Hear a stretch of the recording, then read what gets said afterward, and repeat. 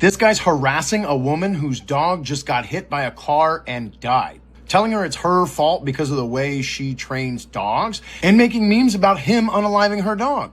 I'm not mad about stuff like this, but your alt-light, edgelord, rage bait bullshit is actively harming dogs. She started it. People are doing horrible things to other trainers, completely unjustifiably. At the drop of a hat, we'll dive on each other with knives if there's any algorithm to be fed or social credit to be earned. You're talking about yourself. You're like incel Zach George, except he only uses fear, shame, lies, and the ignorance of the average dog owner. You like to spice things up with slurs, threats of violence, and whatever you call this. I want you to yourself. You act like you care about dogs, but this bullshit culture war that you've decided to lead pushes dog owners away from the help that they need.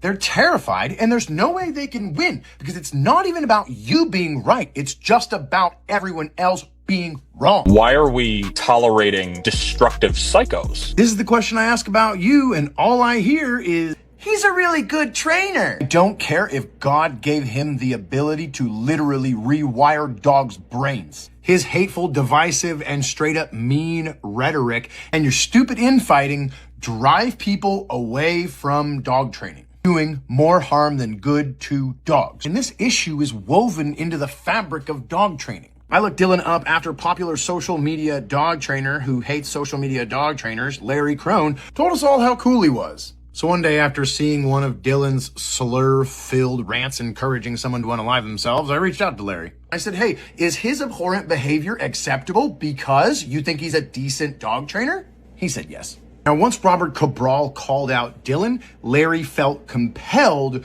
to unendorse him. And he did so while praising how amazing of a trainer he is and excusing all of his behavior because fourth grade trainers were mean to him. This attempt at accountability got me blocked, which isn't surprising because whether it's masked men on the street or dog training, he's not worried about accountability. And Ivan stuffed his money full of pockets because he's a great example of training without conflict. And his comment sections are filled with people cheering him on. They'll excuse this behavior based on the behavior of the other side, which is understandable, but also unacceptable. The dog community is toxic from the top to the bottom.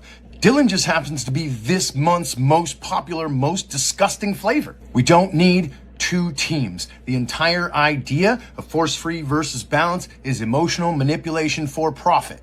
Stop accepting any of it and create a safe place for dogs and owners to get better together.